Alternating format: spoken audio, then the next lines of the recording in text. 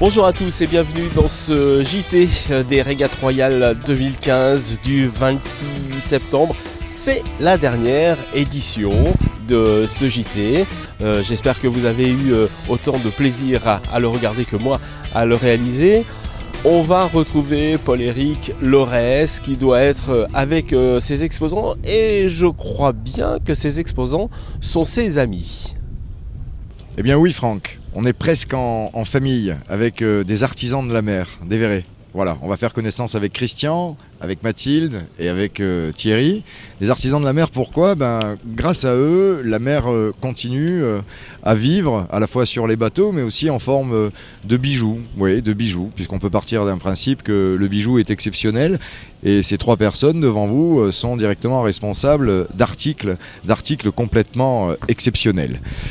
Christian, c'est Dryade. Dryade, c'est une déesse, non, mais Christian, en tous les cas, lui, c'est bien celui qui a créé Dryade il y a quelques années maintenant, du côté de Besançon, dans le Doubs. Mathilde, qui représente l'étoile du large, ou comment on peut faire revivre des voiles qui ont navigué. Et Thierry, lui, il façonne des lames, pour pas dire fabricant de couteaux, ça paraît presque vulgaire, des artisans avec un savoir-faire qui se perpétue à la fois sur les bateaux, surtout pour les poulies de Dryade, mais qui se perpétue aussi à la maison pour des tas d'actions culinaires, mais pas seulement.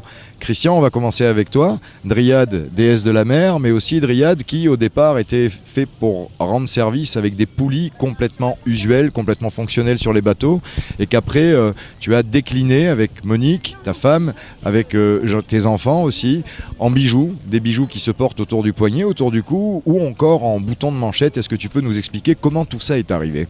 Oh là là, alors ça c'est une grande histoire. Alors déjà, Paul-Éric, merci de dire que Dryade est une déesse de la mer. Elle est avant tout la nymphe des bois et des forêts. Et nous, on est près de Besançon, en Franche-Comté, dans le Jura géographique. Et cette déesse terrestre nous a amenés vers les déesses maritimes. Et c'est une grande histoire qui a commencé il y a 25 ans déjà, quand on a créé des poulies pour les bateaux, pour ces beaux bateaux classiques dont je suis tombé amoureux quand j'étais petit probablement. Et c'est une histoire qui continue encore aujourd'hui maintenant. C'est très bien comme ça. Mathilde, c'est toi qui représente sur ces régates royales l'étoile du large. L'étoile du large, ce sont des voiles usagées au sens honorable du terme, des voiles qui ont navigué et qui se retrouvent transformées par le savoir-faire de Stéphane, entre autres, et d'établissements spécialisés, des établissements au service de l'aide par le travail. C'est varois et ça s'exporte un petit peu partout dans le monde avec des objets déclinés à partir de ces voiles. Tu peux nous les présenter ? Oui, tout à fait. Donc ce sont Anne et Stéphane Couder qui sont un couple de varois et avant tout de voileux qui ont eu cette idée, comme d'autres d'ailleurs, qui est une idée formidable, qui est de reprendre toutes ces voiles de bateaux que l'on a utilisées durant parfois des années et plutôt que de les retrouver à la poubelle, de les récupérer pour en faire des sacs et des objets de décoration. Voilà, donc aujourd'hui c'est une société qui a bientôt une dizaine d'années, qui tourne très bien. Ils viennent d'ailleurs d'ouvrir une nouvelle boutique qui est à Marseille, à côté du Mucem. Et voilà, c'est une expérience formidable pour eux et pour tous les clients qui veulent en profiter. Avec vous, il y a Thierry, la lame ciselée ou l'art de mettre le couteau au service, non seulement évidemment qui coupe bien, mais aussi on peut avoir le plaisir d'avoir en main des manches qui sont comparables à des coques de bateau avec un véritable travail artisanal. Oui, alors effectivement, avant d'être le créateur de Neptunia, qui est aujourd'hui une coutellerie essentiellement dédiée aux marins et à son univers, je suis avant tout un passionné de bateaux. Voilà, c'est la raison pour laquelle je suis ici et j'ai développé ce projet qui me tient à cœur parce qu'il me permet de vivre au contact de l'univers que j'aime et des gens que j'aime et de les servir par l'art que j'ai développé dans la coutellerie, des couteaux qui leur sont utiles à bord. Comme tu l'as dit aussi dans la cuisine, parce qu'un couteau ça sert un peu partout, et aussi pour le couteau de poche. Donc on a développé tous les aspects de la coutellerie, mais dans un sens marin, en utilisant la forme des bateaux pour dessiner nos couteaux, et puis surtout pour les rendre par les manches en corde tressée par exemple. C'est les techniques des marins qu'on a mis au service de notre savoir-faire pour que ce soit encore plus efficace et plus utile pour eux. Avec notamment des commandes aussi, puisqu'on peut voir des équipages sur certains bateaux qui ont tous le couteau en référence à leur bateau.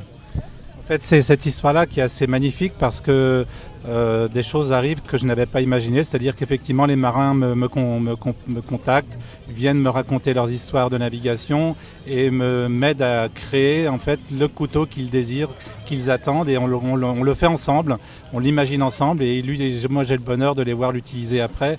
C'est juste magique en fait. Voilà.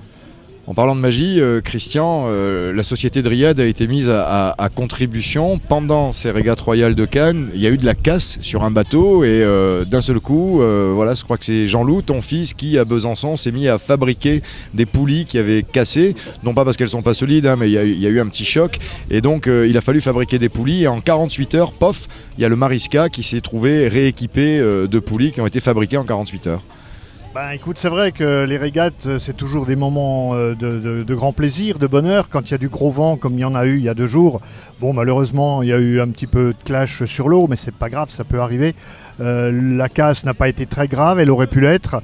C'est vrai que si on a mis quelques années à créer nos poulies, à les mettre au point, là, aujourd'hui, on a mis au pied du mur pour réparer très très rapidement, de manière à ce que ces bateaux qui sont derrière nous puissent naviguer le lendemain. Il suffit de passer un coup de fil aujourd'hui à l'atelier. Mes enfants sont sur place, ont pu réparer, non pas réparer, reconstruire, recréer les objets qui manquaient. On leur a donné toutes les spécifications nécessaires après avoir fait un check-in à bord du bateau. Ils ont travaillé le soir, ils ont travaillé un petit peu en début de nuit, je pense. Ils ont expédié le lendemain, c'est arrivé ce matin. Et tout à l'heure, on met les poulies en place à bord du bateau. Il a pu naviguer, je dirais un peu à l'arrache, cette première journée d'après-collision. Mais demain, tout sera en place à nouveau et pour le plus grand bonheur de tout le monde. Et on parle en plus de noblesse de matériaux avec des essences de bois, que ce soit dans les manches de couteau ou de corde en l'occurrence, mais aussi dans les poulies, des essences de bois tout à fait différentes qui s'adaptent même à la couleur du bateau. Absolument, et que ce soit dans les petites poulies maritimes, que ce soit dans les plus grosses. On utilise le frêne qui est un bois bien de chez nous, frêne blond, quand il est verni il est très joli. On utilise d'autres essences, mais on utilise aussi d'autres matériaux, y compris dans les petits bijoux qu'on fabrique, qui sont à l'image de nos poulies maritimes. Je ne sais pas où tous ces projets nous emmèneront, mais je crois que vous n'êtes pas prêt de vous débarrasser de moi. Je suis encore là pour un moment. Christian, Dryade, Mathilde, l'Étoile du Large, Thierry, Neptunia, merci à vous. Les régates royales de Cannes, c'est aussi l'occasion de rencontrer des officiels de la mer et je vous propose de retrouver Paul-Éric Laurès avec ses invités. Oui Franck, nous sommes bien sur le port de Cannes en compagnie de présidents qui font l'unanimité autour de la Méditerranée. On a le plaisir d'être en compagnie de Leonardo Garcia de Vicente, qui est espagnol, de Frédéric Berthoz, président de l'Association française des yachts de tradition, en bon français, de Monsieur Lagan, le président du Yacht Club de France, également président du Comité international de la Méditerranée, en compagnie de Matteo Rossi, président de l'Associazione Italiana Vele d'Epoca. Je ne sais pas si la prononciation a été correcte. En tous les cas, eh bien écoutez, Monsieur Lagan, vous allez vous faire porte-parole de cette belle union méditerranéenne, quelque part, qui a pour but essentiel de promouvoir la tradition du yachting de qualité ancestrale.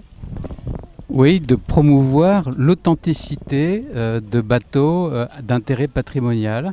Alors l'authenticité à la fois au plan architectural, au point de vue construction de bateaux anciens qui ont été construits pour certains d'eux il y a plus de 100 ans encore, mais aussi de promouvoir tous les savoir-faire qui sont associés à ces bateaux qui sont à la fois de l'ordre de la construction navale, mais également de l'exploitation des bateaux, de la conduite des bateaux, la manœuvre des bateaux, et tout ça, ça forme un art. Et ce qu'on voudrait, c'est promouvoir, c'est pas uniquement rester réfugié dans le passé, mais transmettre ces valeurs-là vers le monde d'aujourd'hui. Donc c'est quelque chose de très important. Et c'est vrai que c'est une radio française qui avait comme slogan « Si t'as pas de nostalgie, t'as pas de futur ». Je vais citer le nom de la radio dans le slogan, mais si t'as pas de passé, t'as pas de futur en tous les cas. Et c'est vrai que c'est en puisant dans le passé qu'on peut mieux préparer l'avenir. C'est sans doute pas Frédéric Berthoz qui dira le contraire, puisque vous êtes Frédéric Berthoz, le président de l'Association française des yachts de tradition, l'AFIT, évidemment main dans la main avec le Yacht Club de France. Vous êtes même, je crois, hébergé au Yacht Club de France. Tout à fait. D'ailleurs, nous avons été créés par la dynamique du Yacht Club de France en 1995 Et comme l'a dit l'amiral Lagan, il y a cette notion de patrimoine que l'on va transmettre à tous les armateurs français, puisque dans le cadre du CIM, le CIM chapeaute 4 pays essentiels pour le moment, Monaco, l'Espagne, l'Italie et la France. Et chacun à notre niveau, président d'association de classe, on fait passer le message auprès de nos membres, de nos armateurs, sur l'importance du patrimoine. En même temps, ça permet aussi on essaie d'établir des règles de jauge de manière à ce que les bateaux puissent concourir avec le plus de justesse possible. On sait que c'est jamais parfait, mais enfin ça fait partie du travail que nos jaugeurs des 4 nationalités accomplissent. Et on organise également la cohérence du circuit français. Là, on aura une réunion prochainement pour arrêter définitivement les dates des régates de bateaux classiques en Méditerranée concernant la France pour 2016. Pour preuve, la présence de M. Garcia de Vincentis ou encore de M. Rossi, on peut parler d'une unité méditerranéenne. En tous les cas, vous parlez de Monaco, mais que ce soit la France, l'Espagne ou l'Italie, on a vraiment l'impression que vous travaillez main dans la main. Vous êtes tous d'accord là?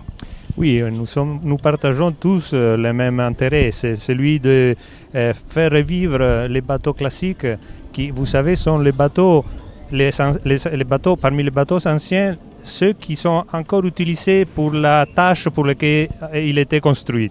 Tous les autres bateaux de cette époque sont dans les musées ou dans les associations publiques. Les bateaux classiques sont les seuls bateaux qui sont encore utilisés par les privés pour faire du yachting.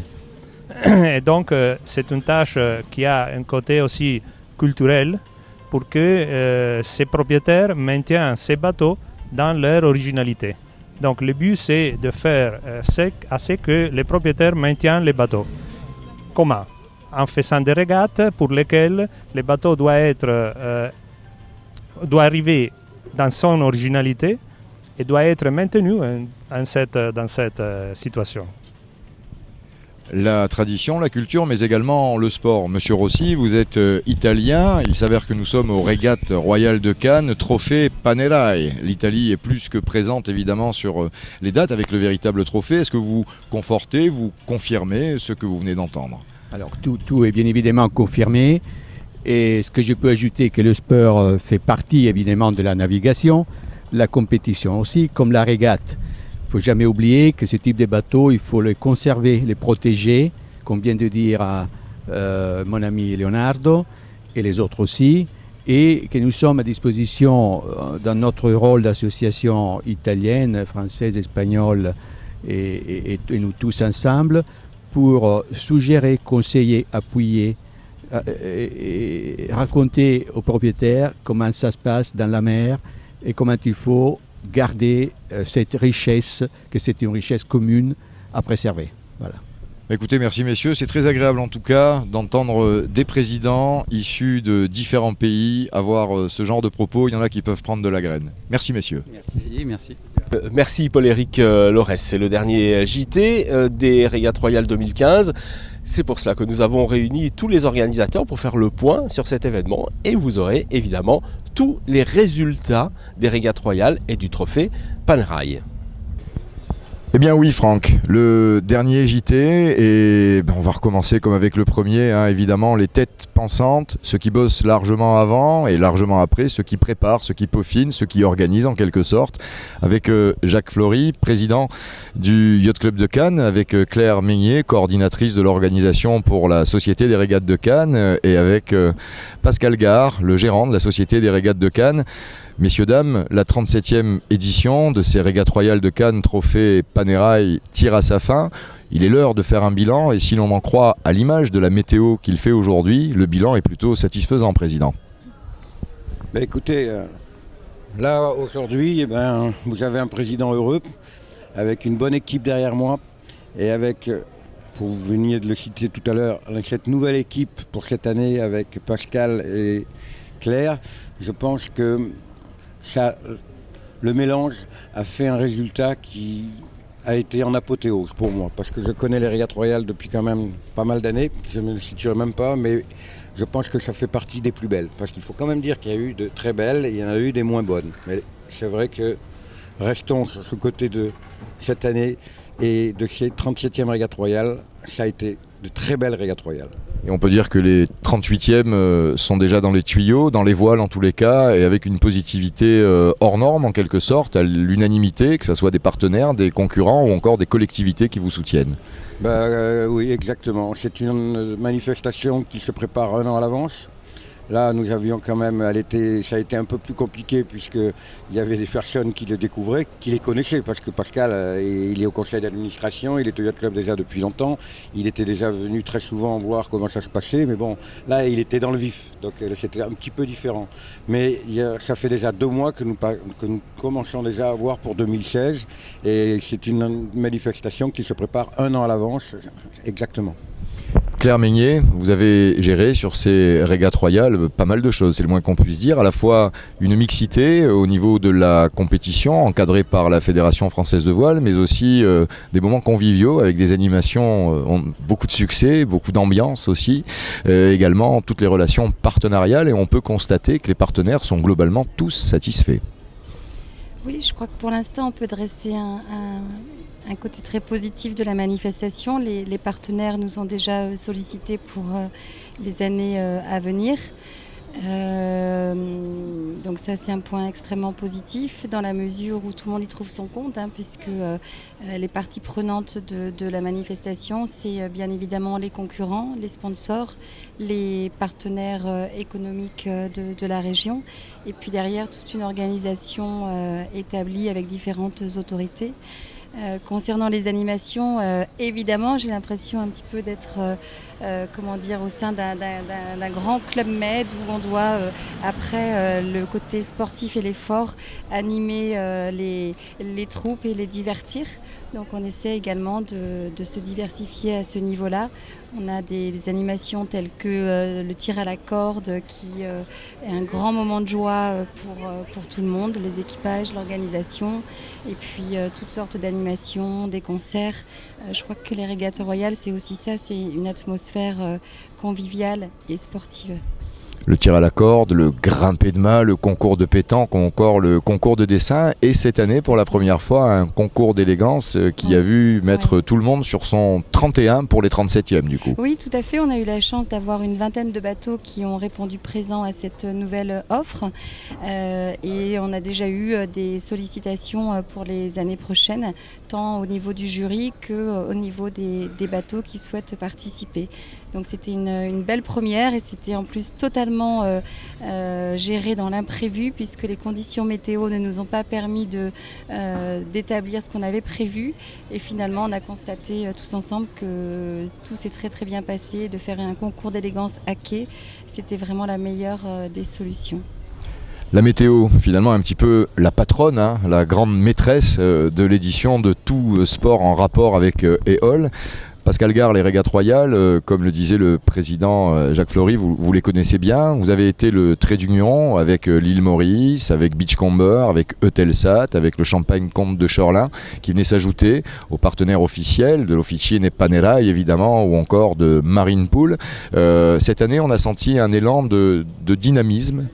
Oui, effectivement, c'était notre ambition. Lorsque Jacques Flory m'a demandé de prendre la géance de la Société des régates de Cannes et de l'événement, ça a été, pour moi, c'est difficile de ne pas avoir d'ambition, de ne pas avoir envie de faire mieux. C'est comme ça que je dirige mon entreprise personnelle. Et c'est vrai que nous avons vraiment axé sur la communication, nous avons axé sur les partenaires et sur le développement. Aujourd'hui, nous avons des ambitions, et pour pouvoir mettre ces ambitions au niveau de la communication et de la notoriété de l'événement, il faut que nous développions tous les partenariats possibles pour générer bien sûr du budget supplémentaire afin de pouvoir plus communiquer et de satisfaire encore mieux nos participants. Mais le but essentiel, c'est de générer une activité économique aussi pour la région. Nous avons un rôle important à jouer au niveau économique local, pour attirer des touristes étrangers à cette période de l'année, parce que l'événement est tellement beau à voir que on doit venir du monde entier. Moi-même, j'ai fait venir des amis d'Islande qui, depuis 4 jours, sont ébahis de voir ce spectacle. Et voilà, donc c'est vraiment, nous avons des ambitions pour l'année prochaine encore plus importantes. Président Flory, et pour conclure, une des clés de la réussite aussi, c'est l'implication des volontaires, une centaine, 120 volontaires qui vous permettent d'organiser avec brio et excellence ces régates royales. Bah oui, bon, c'est pour toutes nos régates d'ailleurs, parce que c'est vrai qu'aux régates royales, nous avons entre 100 et 120 bénévoles, mais bon, pour d'autres régates, nous avons aussi un engagement très souvent de 40 à 50 personnes, quoi. Et vous savez, aujourd'hui, il faut être très professionnel par rapport au matériel que l'on utilise, par rapport quand on aide pour un comité de course, par rapport à beaucoup d'autres points où il y a des grandes responsabilités. Et c'est vrai que nos bénévoles les assument très bien et avec une grande fierté, parce que je pense qu'ils sont derrière moi et ils aiment leur club, ils aiment le Yacht Club de Cannes et ils le font pour le Yacht Club de Cannes et pour l'image qu'École porte dans le monde entier. C'est très important.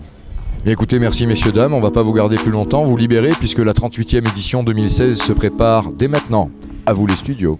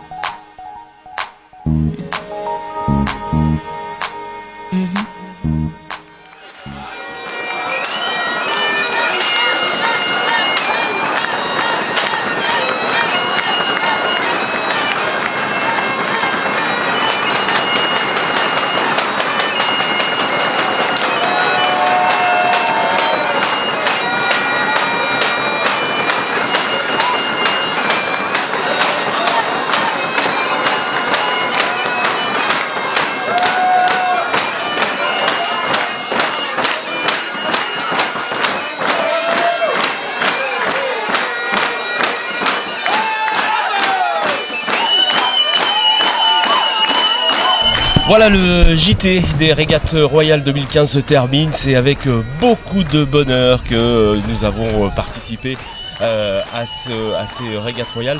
Je tenais à vous remercier très chaleureusement, en tout cas d'avoir fait découvrir à nos web spectateurs de immedia.info cet bel événement. Avant de laisser la parole et la dernière parole au président du Yacht Club, Paul-Éric, merci. J'ai passé une semaine extra. Merci pour votre professionnalisme. On a pu faire de très très beaux JT et j'espère qu'on est appelé encore à se revoir. Écoutez, avec plaisir en tout cas, et je me permettrai de conclure personnellement sur une phrase. La valeur de la vie ne peut se mesurer qu'au nombre de passions et d'émotions vécues. Je peux vous dire que les vies des gens qui ont participé aux régates royales 2015 à Cannes ont pris sacrément de valeur. Président, je vous laisse le dernier mot.